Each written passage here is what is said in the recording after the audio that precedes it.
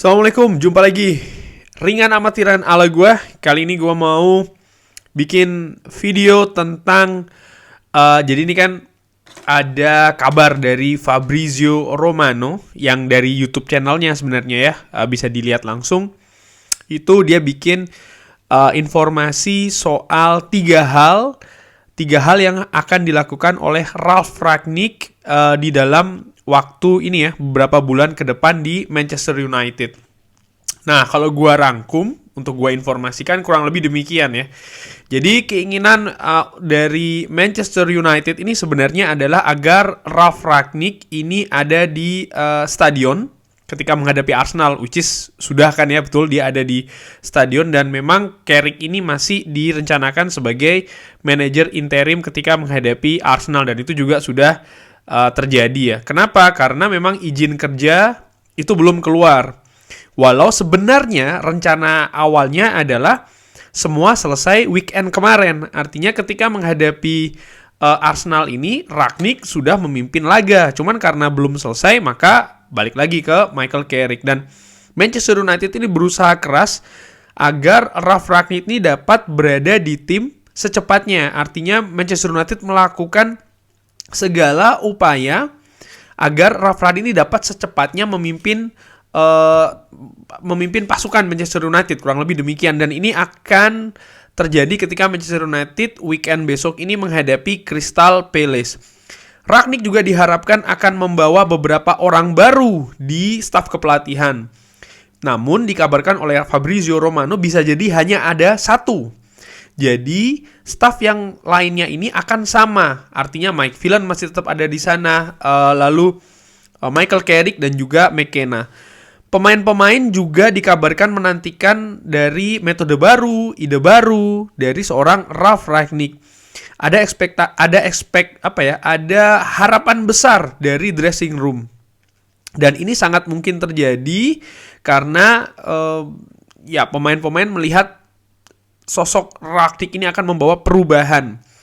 Dan bisa jadi perubahan ini sudah bisa terlihat ketika Manchester United menghadapi Crystal Palace. Kenapa? Ini kalau menurut gue ya, karena Rangnick sudah ada di stadion nih ketika menghadapi Arsenal. Dia sudah bisa memantau langsung, dia sudah bisa melihat langsung pemain-pemain seperti apa bermainnya langsung di stadion. Dan ini tentu saja kan berbeda ya ketika menyaksikannya lewat TV ataupun yang lainnya. Dan menurut gue kemungkinan besar efek dari Rangnick ini, walaupun mungkin tidak besar-besar banget, tapi sudah bisa terasa ketika menghadapi Crystal Palace. Nah, Fabrizio Romano juga menyinggung 3 keputusan besar yang akan dilakukan Rangnick beberapa bulan ke depan. Nomor 1 adalah manajer baru.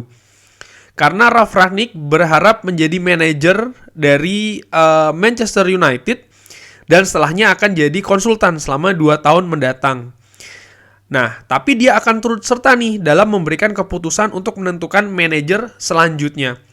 Rangnick akan memiliki posisi yang sangat kuat bersama-sama dengan anggota board manajemen lainnya untuk menentukan. Kita akan lihat bagaimana posisi dari seorang Pochettino, contohnya. Dan ada beberapa kandidat lain ya, seperti Erik ten Hag dan juga lain-lain. Kalau Rangnick ini jadi konsultan. Maksudnya begini, kalau gue tangkap dari Fabrizio Romano, kalau nanti setelah 6 bulan ke depan ini Rangnick sesuai dengan planning ya akan naik menjadi konsultan, maka ya mereka akan melakukan pembicaraan, berujung keputusan apakah akan memilih Pochettino atau akan memilih Erik ten Hag atau calon-calon yang lain. Tapi kalau Rangnick ini tetap stay sebagai manajer, artinya itu juga sangat mungkin ya. Ya berarti tidak ada manajer yang lain yang datang. Maksudnya setelah musim panas tahun depan, which is akan dijabat lagi oleh Rangnick. Jadi masih ada beberapa kemungkinan di sana. Lalu nomor 2, keputusan yang harus diambil lainnya adalah soal kontrak. Karena Rangnick juga akan turut ambil bagian dalam keputusan kontrak baru bagi pemain Manchester United. Jadi pemain seperti Pogba, Lingard, bahkan Luke Shaw yang kontraknya akan habis bukan tahun depan tapi 2 tahun lagi, itu juga akan turut serta dalam keputusan tersebut ya. Luke Shaw ini dikabarkan oleh Fabrizio Romano sebenarnya sebelum Euro kemarin itu sudah sempat ditawari perpanjangan kontrak oleh Manchester United, tapi sampai sekarang belum ada kejelasan apakah tetap akan diperpanjang, tawaran tersebut masih berlaku atau tidak. Karena sebelum Ole Gunnar lengser, ini pihak dari Luxo juga belum memberikan tanggapan terhadap tawaran kontrak tersebut. Lalu yang ketiga, poin terakhir, Rangnick juga akan ambil bagian dalam proses transfer pemain maksudnya ya, dan ini termasuk di bulan Januari ternyata. Wow. Rangnick mengatakan kepada board dia ingin melihat dulu keadaan pemain sekarang sebelum mengambil keputusan soal transfer. Entah itu transfer musim dingin ataupun musim panas tahun depan.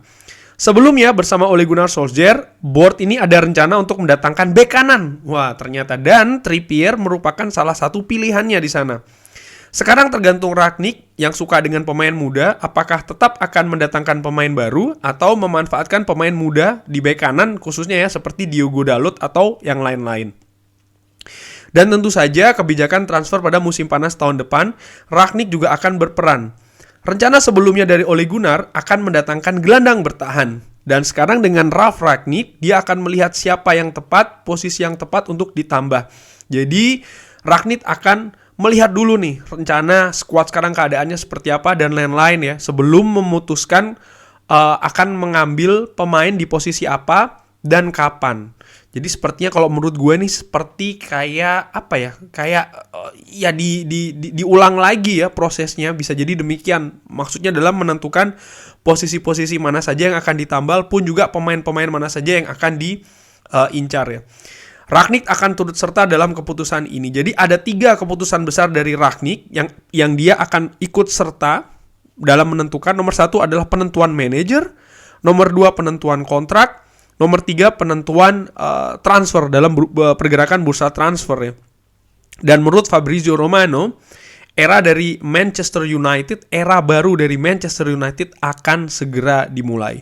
Menurut gue sekali lagi ini sangat-sangat menarik apa yang terjadi di Manchester United. Menurut gue akan sangat dinamis dan ini semua akan dimulai dari bursa musim dingin bulan Desember Januari besok ya.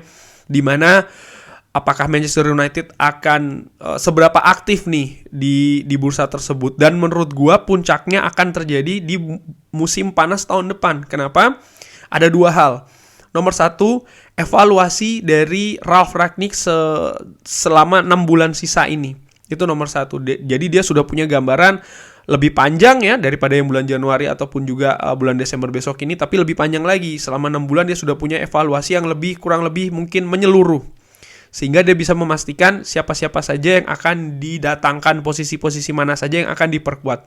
Pun faktor nomor 2, keadaan dari skuad Manchester United itu sendiri, di mana pemain-pemain seperti Paul Pogba, Jesse Lingard, Edinson Cavani, kontraknya ini kan habis di musim panas tahun depan. Dan menurut gua sepertinya, ini dengan amatiran ala gua ya, kecil kemungkinan pemain-pemain tersebut ini akan tetap di Manchester United untuk musim depan. Nah, ketika pemain-pemain ini tidak lagi digunakan di Manchester United, kemungkinan maka Ralf Rangnick mau tidak mau kan harus mendatangkan pengganti dari pemain-pemain tersebut. Makanya gua perkiraan dan gua prediksi musim panas tahun depan Manchester United akan sangat aktif lagi di bursa transfer. Apalagi dengan power atau apa ya? Ya, power yang dipunyai oleh seorang Ralf Rangnick ini dalam membuat keputusan, dan ini sudah seperti sudah disetujui oleh board manajemen. Jadi menurut gua akan sangat dinamis musim panas tahun depan ini. Mungkin kalau gue perkirakan akan seramai bisa jadi ya ketika Louis van Gaal pertama kali menangani Manchester United. Bukan cuma pertama kali tapi juga di musim pertama dan juga musim kedua, di mana pada saat itu cukup aktif sekali Manchester United ini mendatangkan pemain utamanya di musim panas ya. Selanjutnya sih ya kita tinggal tunggu, kita nantikan. Ini hanya prediksi perkiraan gue saja. Thanks for watching. Jangan lupa sholat, jangan lupa like and subscribe. Wassalamualaikum warahmatullahi wabarakatuh.